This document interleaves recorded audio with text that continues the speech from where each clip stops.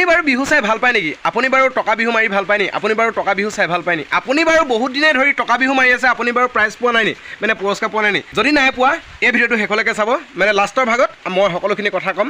আপোনালোকৰ বহুতখিনিয়ে ভুল হৈ আছে। যদি আপুনি টকা বিহু মাৰি পেলাই আপুনি যদি পুৰস্কাৰ পোৱা নাই, আপোনাৰ বহুতখিনিয়ে ভুল হৈছে। আৰু কি ভুল হৈছে সকলোখিনি ক'ম। ভিডিঅ'টো শেষলৈকে চালে নিশ্চয় গম পাব মানে ভিডিঅ'টো শেষৰ ভাগত ইয়াৰ কথাখিনি সকলোখিনি কথা কোৱা থাকিবতো। আপোনালোকে শেষলৈকে চাব ভিডিঅ'টো। এইটো আপোনালোকক বিহু কথা ক'ম নহয়। প্ৰথম এই বিহুজাক চাই লওক, তাৰপাছত আমি সকলোখিনি কৈ আছোঁ আপোনালোকক।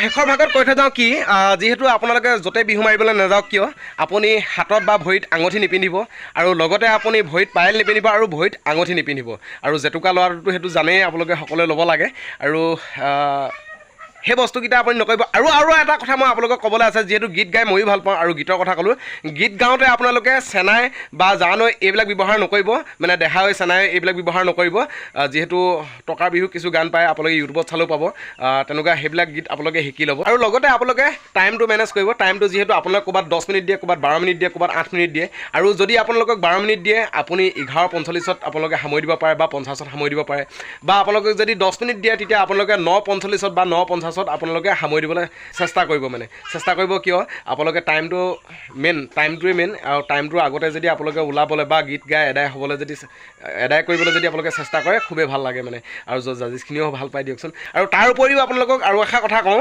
যিহেতু আপোনালোকে যিজাক বিহু আপোনালোকে চাই গ'ল সেই বিহুজাক আমাৰ গাঁৱৰ বিহু হয় আৰু বহুত কষ্ট কৰিছে তেখেতলোকে আৰু তেখেতলোকে বাৰু থাৰ্ড পুৰস্কাৰ পাইছে থাৰ্ড পুৰস্কাৰ হওক বা ছেকেণ্ড ফাৰ্ষ্ট যিকোনো পুৰস্কাৰ নহওক পুৰস্কাৰ নামত লাগিলে এটকাই হওক সেয়াই খুব সুখৰ কথা বুলি ভাবোঁ যিহেতু ভাল লাগে দিয়কচোন আমাৰ গাঁওখনলৈ বোৱাৰীসকলে যে গৌৰৱ কঢ়িয়াই আনিছে খুবেই ভাল লাগিছে আৰু তেখেতলোকৰ ভৱিষ্যত উজ্জ্বল কামনাও কৰিছোঁ আমাৰ গাঁৱৰ আইসকলৰ আৰু আপোনালোকক আশীৰ্বাদ কৰক তেখেতলোকে আৰু আগুৱাই যাব পাৰে যেন তো বছ বন্ধুবান্ধৱীসকল ভিডিঅ'টো চাই কেনে পালে কমেণ্টত জনাব যদি ভিডিঅ'টো কোনোবা নক'বলগীয়া কথা কৈছে অনুগ্ৰহ কৰি নিজৰ ভাই কমেণ্ট মাফ কৰি দিওঁ আজিলৈ আহিছোঁ ধন্যবাদ জয় অসম।